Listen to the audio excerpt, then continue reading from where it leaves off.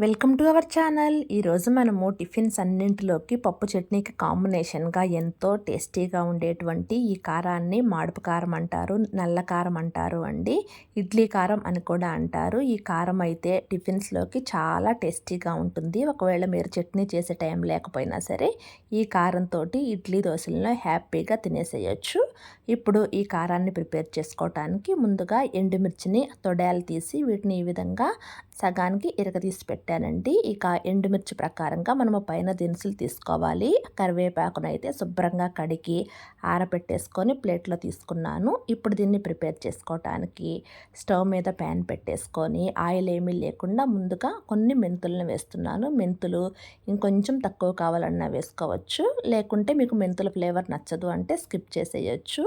ఇక మెంతులు వేసిన తర్వాత హాఫ్ కప్పు కన్నా కొద్దిగా ధనియాలను కూడా వేసుకొని ముందుగా ఈ మెంతులు ధనియాలు కొంచెం ఫ్రై అయిన తర్వాత మాత్రమే మనకు జీలకర్ర అనేది లాస్ట్లో చాలా త్వరగా ఫ్రై అవుతుంది కాబట్టి ధనియాల కన్నా కొద్దిగా తక్కువ జీలకర్రను తీసుకొని ఈ మూడింటిని లో ఫ్లేమ్లో సమానంగా ఫ్రై అయ్యేలా మంచి అరోమా వచ్చేలాగా ఈ విధంగా కలర్ చేంజ్ అయ్యేలా ఫ్రై చేసుకుంటే సరిపోతుందండి. వీటి వల్లే కారానికి మనకు మంచి సువాసన అనేది యాడ్ అవుతుంది. ఇక ఇది ఫ్రై అయిన తర్వాత వీటిని ఒక ప్లేట్లోకి తీసుకొని పక్కన పెట్టేసుకొని ఇప్పుడు ఇక అదే ప్యాన్లో కరివేపాకును మాత్రం కొద్దిగా ఎక్కువగా తీసుకోండి. ఈ కరివేపాకును శుభ్రంగా కడిగి ఆరబెట్టేసుకొని ఇది కూడా కంటిన్యూగా తిప్పుకుంటూ ఈ విధంగా గలగల్లాడేలా ఫ్రై చేసుకుంటే మనకు మిక్సీ అవ్వటం ఈజీ అవుతుంది. ఇక దీన్ని కూడా అదే ప్లేట్లోకి తీసేసుకున్న తర్వాత ఇక లాస్ట్గా మనము ఎండుమిర్చిని ఫ్రై చేసుకుందాము. ఇక్కడ నేను ఆయిల్ ఏమీ లేకుండా ఫ్రై చేస్తున్నానండి. ఎండుమిర్చిలో మాత్రం మీకు కావాలంటే కొద్దిగా ఆయిల్ వేసుకొని ఫ్రై చేసుకోండి. ఇలా ఎండుమిర్చి ఎక్కడా మాడకుండా అన్నీ ఒకే కలర్లో వచ్చేలాగా ఈ విధంగా ఫ్రై చేస్తే సరిపోతుంది. ఎండుమిర్చిని ఇలా మనం కట్ చేసుకొని ఫ్రై చేసుకోవటం వల్ల మనకు లోపల గింజలు కూడా ఫ్రై అవుతాయి. అలాగే మనము ఎండుమిర్చిని మిక్సీ చేయటం కూడా ఈజీ అవుతుందండి.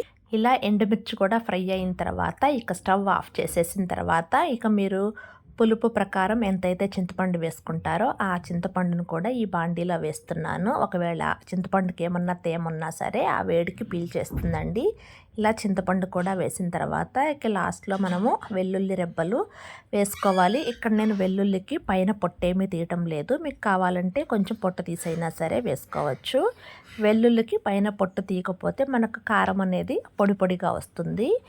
అదే పొట్టు తీసి వేసినట్లయితే కారం కొంచెం ముద్దగా వస్తుందండి. ఇలా అన్ని దినుసులు మనము ఫ్రై చేసి పెట్టేసుకున్న తర్వాత ఇక మిక్సీ జార్కి తడేమీ లేకుండా తీసుకొని ముందుగా మనము మెంతులు ధనియాలు జీలకర్ర కరివేపాకును వేస్తున్నాము. ముందుగా వీటిని కావాలంటే మిక్సీ పట్టేసుకోవచ్చు. ఇక్కడ నేను అన్నీ ఒకేసారి మిక్సీ జార్లోకి వేసేసుకొని మిక్సీ పడుతున్నానండి.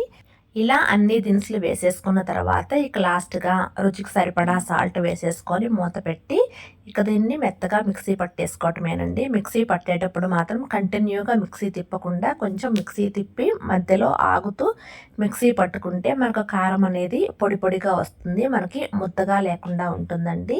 ఇలా పొడి పొడిగా కారం వచ్చేసాక మీరు మిక్సీ జార్లో ఉన్నప్పుడే కొంచెం ఉప్పు కానీ పులుపు కానీ సరిపోలేదు అంటే చింతపండును సాల్ట్ను యాడ్ చేసి ఉప్పు పులుపు కారం సమానంగా ఉండేలా చూసుకొని ఈ విధంగా రెడీ చేసుకొని కారానికి ఉన్న వేడి చల్లారిన తర్వాత ఒక సీసాలో కనుక స్టోర్ చేసుకొని పెట్టేసుకుంటే ఒక 2-3 నెలల పాటు ఎంతో హ్యాపీగా టిఫిన్స్లోకి తినేసేటువంటి కారం రెడీ అవుతుంది.